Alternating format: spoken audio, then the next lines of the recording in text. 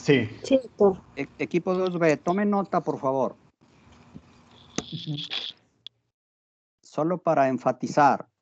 Página 409 a 411. Así de cortita es PH1. Okay. Pero van a ver que no es fácil decirlo en una hora. Ustedes y nosotros, ustedes y yo. PH2, 411 a 415. Guyton 13, ¿verdad? 411 a 415, PH2. Y si se fijan en donde dice repaso por el profe, que era el día jueves 5 de noviembre, va a ser PH3. Anoten las páginas. 415 a 421. Y claro, yo participo en todas.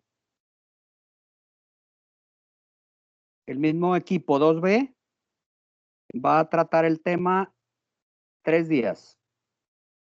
Martes, miércoles y jueves, ¿de acuerdo? Sí. Muy Sí, bien. doctor, gracias. Muy bien. Estoy viendo que ya hay casi 50 y feria conectados. 61, sí, Jaime, hay Pues 61. empezamos. Adelante. Vamos a Ok. iniciar. En esta modalidad, como dijimos ayer, que también es muy interesante porque pues cambia la rutina, en donde el alumno tiene la oportunidad de respuestas rápidas y luego ya el profe expone el tema. Todas dejan enseñanza. Vamos con las personas que o han contestado mal o han dicho que no están. Ahí va. La doctora Susana está muy al pendiente de quienes han dicho que no están y hoy se les da otra oportunidad. Lucero Geraldine Salinas. Va una pregunta.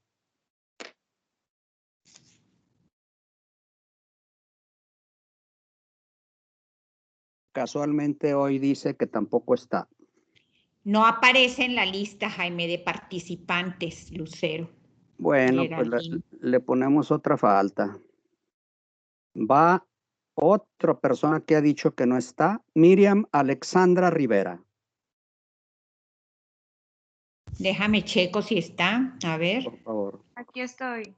Ok. Bien, respuesta rápida, por favor. Pues casi va a ser su única oportunidad, oiga, porque la última vez que se le llamó no dice aquí que no estaba. No, tuve problemas de internet y sí les avisé a mis compañeros. Respuesta rápida, breve. Si la sabe, la contesta. No Claro. tome tiempo. ¿Cómo funciona la angiotensina 2 en el riñón? La angiotensina 2. ¿Sí? Ay. No lo recuerdo, doctor. Bien, entonces no ha leído los días que se le han solicitado. Ok, fue Lucero Geraldine. No, ella es la que no estaba, la que no estaba, ¿no? La que No, sí. es Ahorita cierto, la segunda, es ¿quién cierto. fue? La segunda es, ¿quién contestó? ¿Que no leyó? Mildred, contesta, ¿quién fue? Mildred Alejandra. Yo no me llamo Mildred, me llamo Bueno, Sandra. dímelo. Dime Díganos quién. su nombre. Miriam Alexandra Rivera Moreno. Rivera. Rivera, Ok. ya. Ok, ya está. Rivera tampoco contestó. Vamos a otro que dice que no estaba. Ana Cristina Ríos Beltrán no ha estado. A ver si hoy está. Déjame Ana ver. Cristina Ríos Beltrán. Voy a revisar acá en la lista, espérame. Ana Cristina, sí está. Sí está, Ana Cristina, ¿me escucha? Sí, aquí estoy. Más fuerte. Aquí estoy. Bien, más fuerte. A ver. Responda ¿sí me cómo escuchan mejor? funciona la aldosterona. ¿Me escuchan mejor así? ¿Sí me escucha? ¿Cuál fue la pregunta? Responda, ¿cómo funciona la aldosterona? En el riñón, claro. Ajá.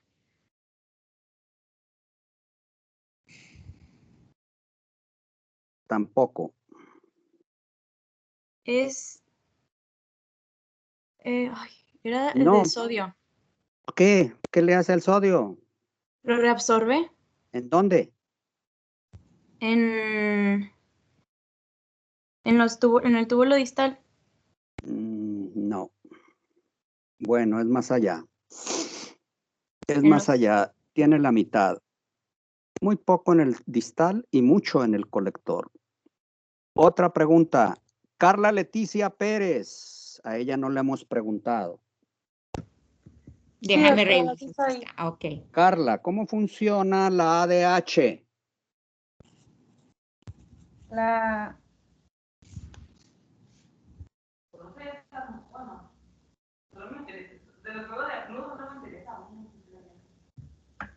Bien. Reabsorbe agua, doctor. Tania Méndez Herrera. Tardó en responder. Tardó en responder. No tarden en responder. Si lo saben, respondan rápido. Estefanía Méndez. Aquí estoy. ¿Cómo funciona el péptido natriurético auricular? ¿El qué, perdón? Dios mío. Péptido natriurético auricular.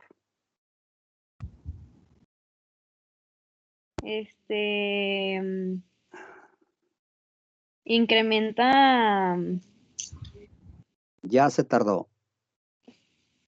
Ok. Jesús Martínez. Aquí estoy, Doc. Diga, por favor, ¿qué es la natriuresis y la diuresis por presión? Natriuresis. La natriuresis era el proceso por el que se excretaba sodio en la orina. ¿Y cuál era la otra, perdón? Diuresis. Y la diuresis era la excreción de agua, ¿no? Lo dice con muchas dudas. No responde con claridad, con confianza. Bien, una pregunta más. Fidel no ha tenido oportunidad, se la vamos a dar. Fidel Tello. Sí, doctor. ¿Qué pasa cuando el volumen plasmático eleva por arriba del 30%? Algo que no resulta sano. No es bueno. ¿Cuándo qué, perdón? Válgame Dios, se la tengo que No, repetir. es que mi internet falla mucho, la verdad. No puede ser tanto. O sea, es que entendí hasta el 30, pero no vi, o sea, no escuché qué ¿Qué más. pasa cuando el plasma sanguíneo eleva por arriba del 30%? Se aumenta Su volumen. Sí, se aumenta la excreción de orina. No es la pregunta en el riñón. Hay un efecto que no es bueno. Ah, o sea, el efecto que causa es edema, porque hay una mayor infiltración Así de agua. así es. Edema intersticial es la respuesta. Sí. Bien. Ana Sofía Pérez, también es primera vez que le preguntamos. Estoy viendo si está Ana Sofía Pérez Pérez. Payán.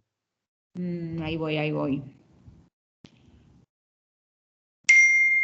No la veo. No, a ver, déjame ver acá en las que no están abajo. Le ponemos No falta. está, dice Le que no ponemos está. falta. Otro que dijo que no estaba, Alexandra Sofía Castillo. Ya una vez dijo que no estaba. Alexandra No, Sofía doctor, a mí nunca Castillo. me ha preguntado. Sí, aquí está anotado. Yo Nunca me ha preguntado. no tengo por qué mentir yo. Y claro, nos ayudamos, ¿verdad? De los compañeros y la doctora Susana ve si está o no está y así detalles. Pregunta, diga los 3 factores que influyen en el volumen de líquido extracelular.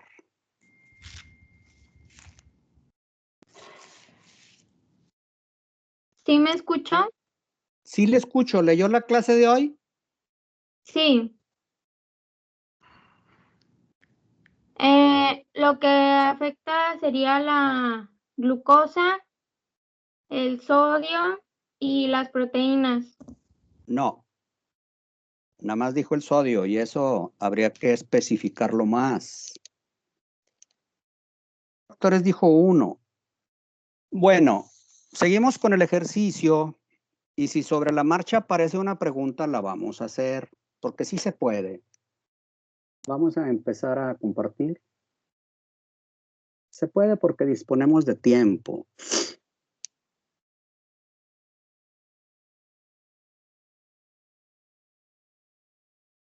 Ahí estoy tratando de cargar desde mis archivos.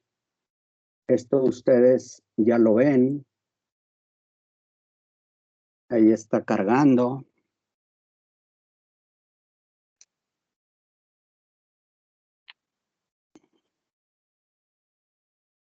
El tema es un compendio de gran parte de lo tratado en la unidad 4. Esto es una síntesis. En mi diapositiva 1, que es la carátula. Ahí está la 2, dice que son 12 diapositivas, pero algunas requieren cierto detalle de explicación. ¿Todo mundo escucha? Sí, doctor. Sí. Bien. Sí, doctor. Mis objetivos están muy claros, que ya sabemos que nos sirven para ordenar nuestra preparación y exposición según orden de la diapositiva, de la 1 a la última. La pregunta, determinantes del volumen extracelular. Bueno, extracelular plasmático, hay que especificarlo también.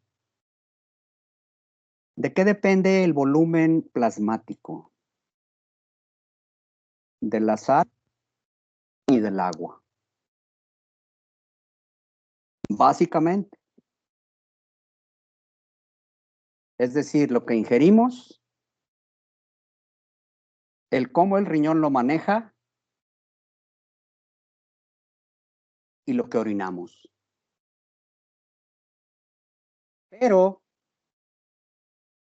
hay que especificar varias cosas. El flujo glomerular y la reabsorción tubular. La filtración glomerular, perdón. El flujo es cómo fluye, es cuánto fluye, por qué fluye. Y la filtración es lo que ya pasa a la cápsula de Bowman. Bueno, para ser específicos, a todo el tejido que hay ahí, incluyendo los podocitos, ¿verdad? Por lo tanto, tenemos que flujo glomerular menos reabsorción tubular renal es igual a la orina. Lo que filtra menos lo que se reabsorbe es lo que orinamos. Y sabemos que orinamos 180, no orinamos, perdón. Sabemos que filtran al glomérulo 180 litros al día. Y que de ellos se reabsorbe casi todo. Y solo quedan como manifestación de excreción tubular, o sea, orina, 1,4 litros diarios. Eso nos hace ir a visitar el sanitario un número de veces según tengamos educada la vejiga y según el clima. Por ejemplo, hoy amanece 9 grados acá en mi colonia. Muy frío. Si ese 9 grados continúa durante todo el día, yo orino menos. Perdón, yo no sudo. Orino la misma cantidad, pero más fraccionado. A lo mejor orino un poco más, pero voy más veces al sanitario. Eso ocurre en tiempo de frío. En cambio, en tiempo de calor, como yo, pierdo mucha agua por evaporación de la piel, cambia el volumen urinario. Y también cambia las veces que voy a orinar. ¿De qué depende que yo vaya a orinar? De mis hábitos. Pero esos hábitos también obedecen a varias situaciones de tipo anatomofisiológico.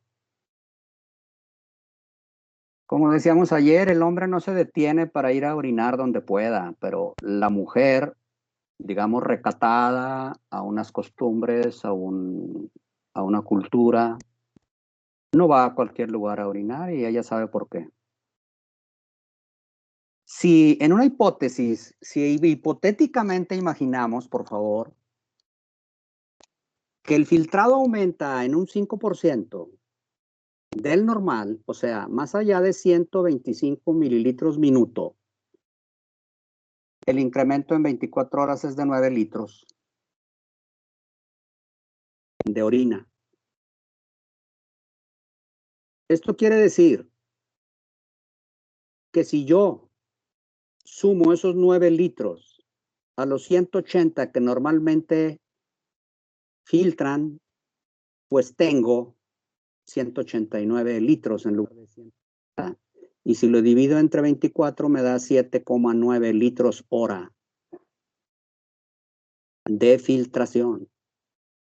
Y 7,9 litros hora entre 60 minutos me va a dar el filtrado por minuto. Ahí está. 132 mililitros por minuto. Apenas 7 más del normal. Sí, pero vean la consecuencia. Si no existiera la reabsorción, ¿qué pasaría? Que la persona orinaría 9 litros al día. Y 9 litros al día, pues imagínenlo. Si orino normalmente 1,4, pues son muchas veces más.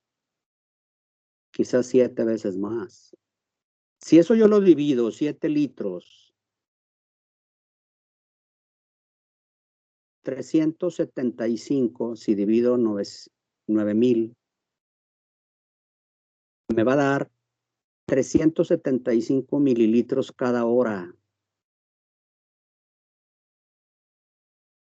Y eso significa, puesto que la vejiga reacciona con 200 para arriba, 300 a veces, que yo visitaría el sanitario 24 veces.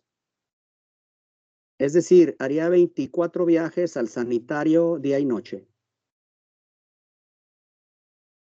Pero como yo permanezco en promedio 18 horas despierto, pues iría cada hora 20 minutos a orinar, más de 300 de orina. Para evitar esta catástrofe, porque pues es catastrófico, oiga, necesito dedicarme solo a orinar. Hay mecanismos reguladores que en el riñón funcionan a la perfección. Entonces, los volúmenes plasmáticos, de donde dependen los flujos y las filtraciones, los determinantes que se aceptan son 3. Ingestión diaria de líquido, que no requiere explicación. Los líquidos los tomamos en forma líquida y en forma sólida. De los sólidos que tomamos también se obtiene agua. Lo que sí requiere mucha explicación son las hormonas, pero en este caso se trata de hacer un súper resumen. Y lo que también requiere explicación es la presión arterial. ¿Cómo influye la presión arterial en esos flujos y en esas filtraciones? Entonces, dediquémonos a hormonas y a presión el día de hoy. Angiotensina 2. Ya ocurrió todo el ciclo, desde la enzima renina, que antes fue preenzima, y ya ocurrió la angiotensina 2, donde sabemos, y ya anda circulando. ¿Qué hace en el riñón? Vasoconstricción aferente. con lo que reduce el flujo y el filtrado. Como hay menor volumen en los túbulos, la reabsorción de sodio y agua se eleva. Con eso se gana volumen y con ello eleva la presión. Eso es lo que hace la angiotensina 2. La aldosterona, el mineralocorticoide por excelencia, producida en la capa más superficial de las tres de la corteza suprarrenal, aumenta la reabsorción de sodio, nos dicen los autores. Pues sí, pero el sodio jala agua. O sea, en automático, la aldosterona es sodio y agua. Eleva volemia y eleva presión. Claro, va a variar, depende de qué estímulo la haya generado, su producción. Y va a variar en el tiempo, como dice en el gráfico. Esa presión arterial en la horizontal y esa ingestión y pérdida de sodio, pues se puede ver bloqueando la angiotensina y dejándola libre, es decir, que sí actúe y que no actúe. Y ahí se comprueba en este experimento en animal. La ADH, que ya hemos dicho muchas veces que tiene dos nombres. Por un lado es vasopresina y por otro es ADH y es la misma. Pues aquí nos interesa el efecto retenedor de agua. Otra vez, aquí sí, pura agua, ¿eh? ¿Cómo le hace? Pues tiene un efecto muy selectivo. ¿En dónde? En los túbulos contorneados, no. Ya dijimos que ya no son contorneados. En los túbulos distales es muy pobre el efecto, pero si van más allá, a los túbulos colectores, tanto medulares como corticales, ahí está el efecto de la antidiurética que retiene agua y que por lo tanto eleva volumen y que por lo tanto la volemia eleva presión. Por el mecanismo que conocemos de Frank-Stark. A mayor volumen que recibe el ventrículo izquierdo, más distiende y más vacía. El péptido natriurético auricular hace al corazón órgano endocrino, ¿eh? El corazón ya es órgano endocrino. Porque cuando se distienden los músculos auriculares, porque perciben volemia alta, se produce péptido natriurético auricular. ¿Cuál es su efecto? Incrementa el flujo glomerular y el filtrado,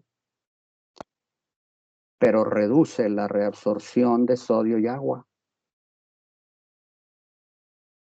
Y finalmente ocurre excreción de sodio y agua, con lo que baja volemia. Y si la volemia baja, la aurícula se relaja. Deja de producir péptido natriurético auricular. Qué interesante. Esto se sabe hace no mucho, ¿eh? Y yo creo que es conocimiento de este siglo. Referente a la presión misma genera natriuresis, que en su nombre dice que tira sodio. Y si tira sodio, jala agua. La diuresis, en cambio, es pura pérdida de agua. Y los autores se refieren a ella cuando dicen aumento de volumen de orina. Pues la mayor parte es agua. Cuando se eleva la presión arterial media. Entonces, aquí hay que tomar en cuenta la media aferente, arteriola y glómerulo. La presión arterial media, arriba de 90, garantiza que el flujo sea suficiente para que el filtrado ocurra. Entonces, la presión arterial garantiza, la PAM, una diuresis por presión. Esto es, orina con predominio de agua. En cambio, la natriuresis por presión es diferente porque es un aumento de excreción del sodio más que del agua. Bueno, esto parece difícil, separar una cosa de la otra. Pero es orina más concentrada que en el segundo caso. Entonces, la natriuresis por presión es la pérdida de sodio. Y la presión arterial media es la que garantiza esto. Y ya sabemos que la presión arterial media tiene una definición. Y en este gráfico, en la horizontal, nos muestra, en este diagrama, donde hay al menos dos variables. En la horizontal, presión arterial en milímetros de mercurio, y en la vertical, el sodio que se tira por diuresis. Y doble, cuádruple, sexto, octavo, volúmenes. Si yo tengo una PAM de 40, no hay flujo renal. Como se ve ahí, en donde inicia la imagen azul, la línea azul. Si yo tengo una PAM de 40, no hay flujo renal. Hay riesgo de que ocurra insuficiencia renal, porque no hay flujo. No hay flujo aferente, pues menos eferente. Y aquí me indica la línea que si yo tengo una presión arterial tan baja, no produzco nada de orina. Luego, si esa presión se va elevando suavemente, al llegar a 90 y feria, que es la normal, pues miren dónde anda ya la curva azul. Y obvio que cuando llego a 120 de media, no, pues ya ando en el doble de la diuresis o más. Y si llego a la hipotética cifra de 180, que es enorme, pues ya ando en 6 y hasta 8 veces lo normal de diuresis. En cambio, en la línea roja vertical, quiero decir, la variable que me está indicando por un lado presión y por el otro lado flujo urinario, diuresis por arriba del normal, yo tengo que si tengo 93 de media, una PAM de 93 y la sostengo, vean lo que ocurre. Es una curva roja hacia arriba muy sostenida. Y estamos hablando de minutos, elevando hasta 8 veces el normal de diuresis. Entonces, el gráfico sirve, claro, es experimental, es en animal. El gráfico me sirve para entender al ser humano. En esta le llamamos una suma de hechos, es un flujograma que inicia arriba en mi flecha azul que apunta hacia abajo, en medio, arriba, en medio. Y siempre vamos hacia la derecha. Y luego hacia abajo. Y luego a la izquierda, nuestra. Y luego otra vez hacia arriba. Bueno, este es un flujo de hechos que nos enseña lo que llamamos el fenómeno de retroalimentación positiva ante pérdidas de volumen. Si hay una pérdida extrarrenal de líquido, yo tengo hipovolemia. Bueno, hay muchas formas de perder líquido. Una es sudando mucho, ejercicio extenuante, pero otra es perderla por hemorragia. Entonces, no siempre se sigue esta secuencia. Si se pierde por hemorragia, no todo es tan bonito. Hay que ponerle sangre al paciente. Si no, no mejora. Pero si pierde agua, pues hay que ponerle volumen, tema en el que van a trabajar mañana y pasado. sobre lo que se hace en urgencias, aplicando soluciones a los pacientes en la vena. Aquí, si yo tengo pérdida de líquidos, del plasma, no sangre, yo tengo un problema.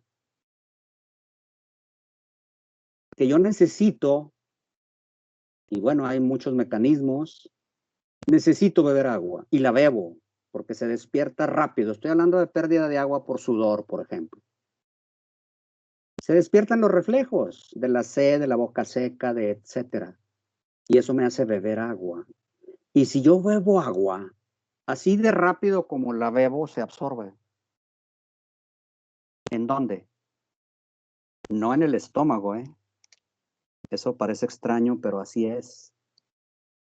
El alcohol sí se bebe en el estómago. La cerveza o el alcohol que ustedes beban, ahí se absorbe en el estómago, pero no el agua. El agua se absorbe empezando por el duodeno. Y no se diga en el yeyuno, que baja, pero rápido, por pura gravedad. La absorción es inmediata. Y entonces ahí yo elevo volumen extracelular plasmático. Y miren, ahora sí vámonos hacia la derecha y hacia abajo. ¿Y qué está ocurriendo? Que las venas me van a dar espacio más que las arterias por su distensibilidad para ese volumen que yo estoy adquiriendo nuevo. Y entonces tengo que el retorno venoso se eleva y que el llenado ventricular izquierdo se eleva y que la fuerza de contracción aumenta porque distiende la fibra muscular y al distender al final de la diástole, mediante la explicación de Frank Starling, se contrae al máximo el ventrículo con lo que vacía y con eso eleva presión. Aquí está arriba, ahí termina la flecha. Esto es lo que sucede característicamente en los fenómenos de retroalimentación positiva ante las pérdidas de volumen. Este mismo esquema ustedes lo pueden utilizar para muchas retroalimentaciones positivas. Hay muchas situaciones en el cuerpo humano, pero pues hay que explicar una por una. Y no en todas influyen los mismos factores. En este caso, ¿habría influencia neurológica? Pues sí, porque es la que me avisa de la sed. ¿Habría influencia hormonal? Pues sí, cuando yo tengo pérdida en plasma dejo de fluir al riñón. ¿Habría influencia hormonal? Claro, también, pero tarda. ¿Habría influencia renal? Pues sí, pero tarda más. Entonces, ¿cómo lo resuelve el ser humano? Lo resuelve bebiendo agua. Pero si no está en condición de beber, porque no está en condición neurológica de beber, estamos hablando del chocado, el paciente chocado, necesita soluciones en las venas. Y a un goteo rápido. Entonces, no cualquier vena va a servir. Ustedes deben de tratar algo en su trabajo de mañana y pasado al respecto. Hay diferentes vías por las que el paciente recibe líquidos. Todas son venosas. En ningún caso son orales. Hablo del paciente grave. Todas son venosas. Y hay que saber qué venas. Y la enfermera sabe más que nosotros qué venas. Sí, pero la enfermera no sabe más que nosotros sobre la subclavia, ni la yugular, ni la femoral. Ahí ellas no se meten. El médico ahí es el que interviene para puncionar femoral, puncionar subclavia o puncionar yugular. Para tener una vena enorme abierta y que me reciba litros de líquido o litros de sangre. Este círculo, pues es una serie. Le llaman respuestas en serie. Es decir, una y luego otra y luego otra hasta el final. En serie. Pregunta de hoy. Respondieron bien. El plasma sanguíneo tiene límites para recibir líquidos. Y se sabe que incrementos del 20 o 30% son perfectamente tolerados. La persona está compensando. Por alguna razón, tiene 20 o 30 más en el plasma sanguíneo circulante. Pero ¿qué pasa cuando anda arriba de 30%? Si ustedes multiplican el 30%, digo, si sacan a partir de 5 litros de sangre el 30%, el litro y medio, apenas. El litro y medio más que anda circulando. Bueno, cuando aumenta de litro y medio más circulando, se pierde líquido. Porque la presión hidrostática supera con mucho a la... y se pierde líquido. ¿A dónde? Al intersticio, a los espacios entre células. Y ese líquido que se pierde no siempre se ve. No siempre lo vemos. En la clínica no necesariamente hay edema a la vista, pero sí hay ganancia de peso. Entonces el médico clínico, el médico que se dedica a la medicina interna, no el cirujano, detecta que el paciente gana peso y no se le nota el edema. Pero claro, llega un momento en que el edema se va a notar. ¿Dónde? Alrededor del tobillo. Les estoy hablando de los pacientes cardíacos, que es donde le buscamos el edema. Y si yo presiono sobre la piel alrededor del tobillo, sea interno o externo del tobillo, más en el externo, en el malleolo externo, exploramos al paciente y le presionamos, se queda la marca. Esa es una forma de explorar el edema. Se queda una marca. Es más, el paciente nos da el dato. Le dicen, doctor, me aprietan los calcetines. Ándele, pues, ¿qué más dato queremos? Lo acostamos, levantamos la piernera del pantalón que traiga, bajamos el calcetín y queda la marca alrededor del calcetín, arriba, que es donde está el elástico, ¿no? Pues esa es clínica, eso es lo que el paciente nos dice, yo debo estar atento. Y entonces ese paciente está haciendo edema. A eso se llama edema intersticial. Y estamos ante una situación en donde el paciente nos está ayudando a hacer el diagnóstico. Vean el diagrama de la izquierda, en la horizontal, volumen de líquido extracelular, en litros. Y vean cómo. Bueno, en la vertical el volumen sanguíneo. Y vean cómo. El valor normal que aparece en un asterisco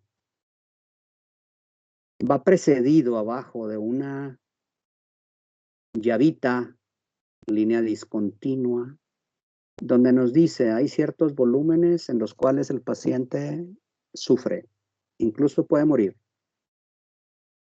Cuando le falta volumen y no lo repongo, el paciente puede morir. Hay muchas razones de la muerte. Pero vámonos hacia arriba, en donde seguimos el volumen circulante,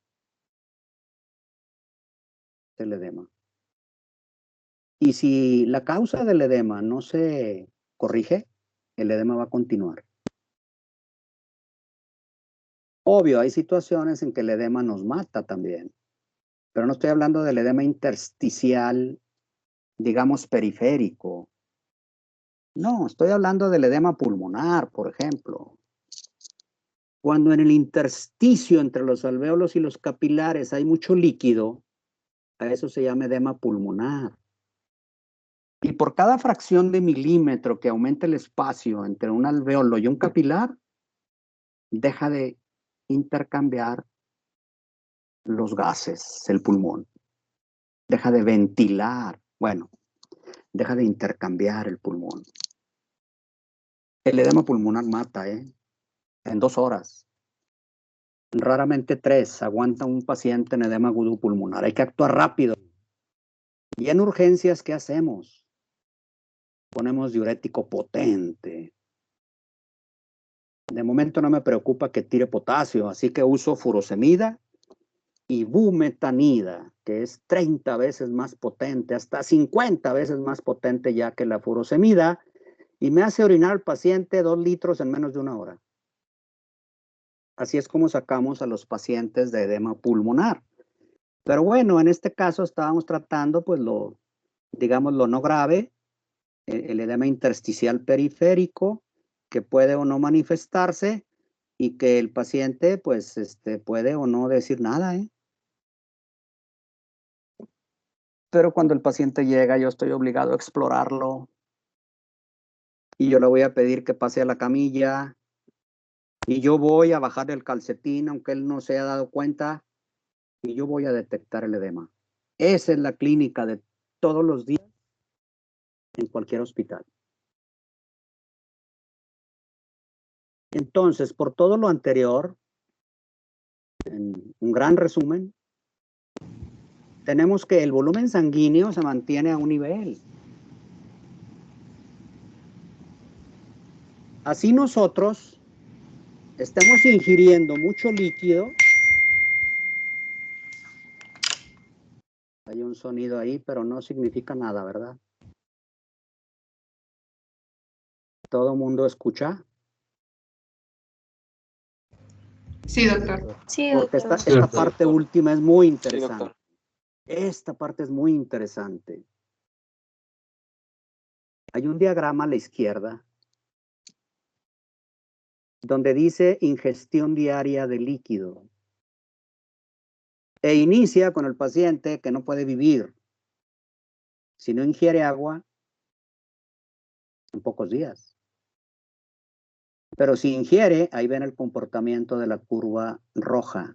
En la horizontal, ingestión diaria de líquido. En la vertical, el volumen sanguíneo en litros. Aquí incluye agua, o sea, plasma y elementos formes. 5 litros total. Y vean lo que pasa. La persona puede ingerir 1 litro, 2 litros, 3 litros, 4, 5, 6, 7, 8 litros. ¿Y qué pasa con la línea roja? Se mantiene. ¿Quién defiende al plasma sanguíneo? El riñón. La persona, cuando bebe, orina. En automático. En el texto, un adulto sano, aunque incremente la ingestión diaria de líquidos y sodio, el volumen sanguíneo se mantiene estable. Pues claro, un riñón sano. Aunque ingiera 4 litros de cerveza, se los digo porque a lo mejor por ahí alguien bebe cerveza, sepa lo que le ocurre un viernes o sábado en la noche cuando se van con los amigos. Bueno, se iban, ahorita ya no salimos, por fortuna. Y bebemos 4 caguamas. A ver, una voz femenina, ¿conoce las caguamas?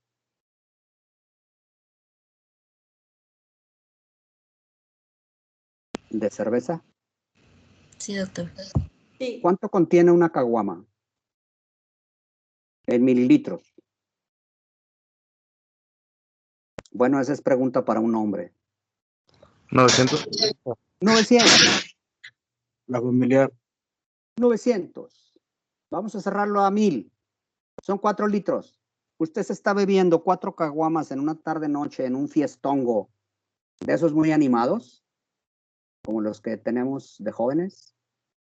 4 caguamas. Se las bebe fácil. En menos de 4 horas.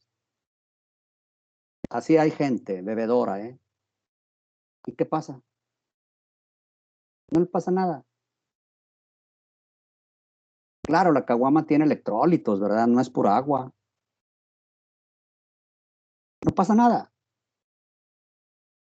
A la primera que se tome ya fue al sanitario 2 veces, si no es que 3. Y a la segunda, pues ya va más veces. Y a la tercera, pues ya ni le platico. Y a la cuarta, entonces, ¿qué hacen los cantineros? Bueno, ustedes ya no van a las cantinas. Nosotros cuando íbamos a todos lugares, ¿sabe lo que hacía el cantinero cuando ya llevábamos más de una caguama? Nos daba el salero. Y para suavizarlo, nos daba cacahuates muy salados. Y con eso él garantizaba que yo fuera menos veces al baño. O sea, no es tan bueno. Porque me está haciendo retener sodio y agua en lugar de estarlo tirando. Entonces, él garantiza que yo voy menos veces al baño. ¿Quién? El cantinero. ¿Por qué? Porque quiere que yo consuma más, que vaya menos al sanitario. Y entonces no me tomo 4, me tomo 6. Este es el drama que ocurre en las cantinas el viernes y el sábado de cada semana. Porque es lo que más se bebe en la laguna. Pero por fortuna, el riñón nos protege. Y para cuando yo regreso a mi casa, después de 4 caguamas, claro, voy ebrio, ¿verdad? Prácticamente porque el hígado no tira tan rápido el alcohol. Por muy sano que esté ese hígado, no tira tan rápido el alcohol. Y entonces me topo con el alcoholímetro. Ándele. Y el alcoholímetro va a decir que usted anda hasta atrás. No necesita preguntarle. Nada más le hacen la prueba y lo retienen. Y si se pone necio, lo levantan y se lo llevan y le quitan el carro. Eso es ley, ¿eh? Si usted no puede manejar, le quitan el carro. También es el drama de cada fin de semana en Torreón. Antes de la pandemia, ahorita se ha reducido. Pues sí, nomás que se llevan en medio a mucha gente que habiendo tomado solo 2 copas de vino tinto en una cena, le sale positivo y lo quieren detener. O sea, la extorsión. Eso está pasando con los alcoholímetros. Les voy a confesar, me le hicieron una vez a mí. 2 copas de vino tinto y me querían llevar a la delegación. Válgame Dios. 2 copas de vino tinto y había cenado. ¿Qué les parece? Así están los alcoholímetros. Obvio que querían su pago, no lo ofrecí, pues claro, me dieron la multa, que es bastante cara. Me retuvieron una placa porque no te retienen la licencia, sino una placa. Bueno, pues ya les dije la experiencia personal, una vez en mi vida, nada más. Con 2 copas de vino tinto, escucharon bien, 12 grados Gay-Lussac. Y el alcoholímetro dio positivo, que yo no podía manejar. ¡Qué barbaridad! Y venía de cenar. Así que mi cierre no puede ser más exacto hoy. Y pues invito a alguien a que lo lea despacio, tenemos tiempo.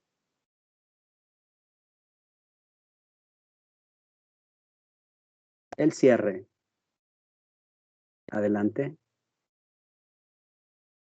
Hombre, mujer, no importa. Yo lo leo. Adelante.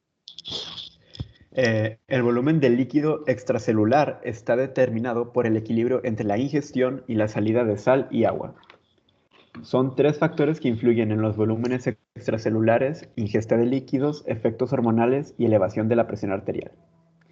La natriuresis por presión es el aumento de excreción de sodio producida cuando se eleva la presión arterial media. La diuresis por presión es el aumento de excreción de agua producida cuando se eleva la presión arterial media. Si el volumen del líquido plasmático aumenta a no más del 30%, es tolerado debido a la capacitancia vascular. Si el volumen plasmático aumenta más del 30%, habrá salida al líquido intersticial. Se producirá edema intersticial. La angiotensina 2, mediante vasoconstricción aferente, reduce el flujo glomerular, aumenta la reabsorción de sodio y agua, eleva volemia y eleva presión. La aldosterona aumenta la reabsorción de sodio y agua y, por hipervolemia, eleva la presión arterial. La ADH o vasopresina retiene agua por incremento en la reabsorción tubular renal, eleva volemia y eleva presión arterial. El péptido natriurético auricular reduce natriuresis, salida de sodio, en los tubos colectores, aumentando la excreción de sodio y agua, reduce volemia y normaliza presión arterial. Muy bien, muchas gracias. Pues hemos terminado esta parte. Quedan solo 3 horas conmigo, que van a ser martes, miércoles y jueves. Aquí Susana nos va a dar algún informe.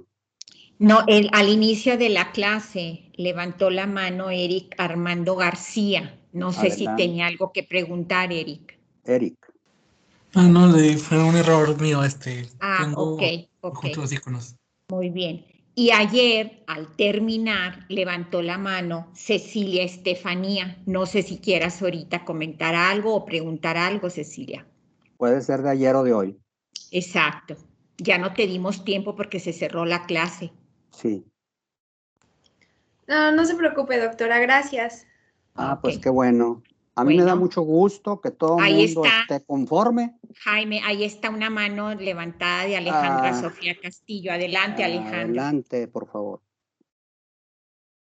Doctor, nada más quería comentar pues qué va a pasar con eso que me comentó que yo no le contesté porque pues, en realidad nunca me preguntó. No, pues no. Mira, Alejandra, y los que contestan mal, pues se les pone ahí haz de cuenta así, una marquita, o sea, ¿verdad? El que esté presente y no conteste, como dijo el doctor, pues se le pone su falta. Así que no te preocupes, eso, o sea, todo esto va a irse promediando en todas las actividades del semestre. ¿Ok? Sí, o sea, eso sí lo entiendo, pero pues no se me hace justo que me ponga falta o no sé lo que se califique cuando en realidad nunca me había preguntado. O sea, apenas hoy fue la primera vez que me preguntó. No, en esta ocasión, como contestaste mal, pues se te pone una tachita, digamos, pero no tiene nada que ver con que ya te habían preguntado antes. No pasa nada. ¿Okay? Nos quedan 3 horas, Susana, y va a haber más preguntas. Así es. Evelyn Arlet Ramírez, adelante, hija, tiene la manita levantada. Sí, doctor, teníamos una duda en las diapositivas y en el cierre. Habla de que la angiotensina actúa sobre la arteriola aferente y teníamos entendido que era preferentemente en la eferente. Depende de la situación. Si hablamos de volumen que hay que reponer, la acción de la angiotensina 2 es aferente. Si hablamos de otras situaciones en donde el efecto de la angiotensina 2 inmediato, es decir, lo requiere el organismo inmediato, lo hace a través de la arteriola eferente. O sea, tiene efecto en ambos lugares, pero depende para qué se quiera actuar. Actúa más en un lado o en otro, aferente o eferente. Esa es una de las situaciones que todavía no terminan por decirnos los investigadores. Todavía no acaban. Sigue habiendo experimentación. Porque la angiotensina 2, por ejemplo, no nos han contestado el por qué más en aferente que en eferente. Todavía no acaban. Y luego, tampoco nos han dicho por qué a veces hace mucho uso de la aldosterona y a veces no. La angiotensina 2 tiene un efecto productor, eleva la producción de aldosterona en determinadas circunstancias y de ella, digamos, se auxilia de la aldosterona. Pero no en todos los casos. Tampoco eso nos lo han sabido explicar. Mire, afortunadamente se sigue investigando. Y yo terminé la clase de hoy en la mañana con el otro grupo, que les aviso que dio una clase fabulosa. En el otro grupo, una clase fabulosa para los de PH1, les aviso. Lo entendieron todo. Y lo expusieron incluso corrigiendo al autor 2 veces. Bueno, pues a eso lo invito a este equipo que sigue, ¿sí? De exponer. Hoy terminé en la mañana. En medicina no todo se sabe. Sigue habiendo dudas y las va a seguir habiendo. Entonces, tampoco nos vamos a angustiar respecto a la pregunta, ¿por qué a veces más afrente la acción? Yo no me angustio. Fíjense, yo me conformo con saber de lo que debo de saber, en el caso de cardiología, con el 95%. No me angustia saber solo el 95%, resuelvo la mayoría de los problemas. Me angustiaría si yo supiera el 85%, sería un muy mal cardiólogo. Entonces, no nos angustiemos tampoco por eso. Insisto, hay cosas que siguen evolucionando, se van a seguir conociendo poco a poco. Muy bien, Jaime, pues si es todo, si ya es todo, ya Es tienen su todo. actividad para entregar a más tardar el viernes a las 11 de la noche. Entonces nos veríamos el lunes es inhábil, entonces nuestra próxima clase sería el martes. ¿Por Y dónde te la van a enviar a ti, Susana, ese me la trabajo? van a enviar por el correo, Jaime, porque va a ser por equipos, así que en el correo Hay está bien. que explicarle a Anselmo, porque me parece que publicó que se subiera por esta vía. Bueno, pero son sus grupos de él. Ah, de acuerdo, de acuerdo. Sí, él puede hacerlo por esta vía si él prefiere, ¿verdad? Muy bien. Sí, eso no tiene nada que ver, ¿verdad? El De chiste es acuerdo. recibirlo y calificarlo. Y entonces, pues así le hacemos, chicos, ¿eh? Con el mismo entusiasmo de siempre. Ok, bueno, que les vaya Gracias. bien. Nos vemos el martes. El Y martes. yo espero sus actividades que les servirá para su calificación. Y Muy yo bien, gracias. Y yo a ese equipo que se comunique. Al que sigue. Ok. Gracias. Muy bien, gracias. Dios. Gracias. Hasta luego, gracias.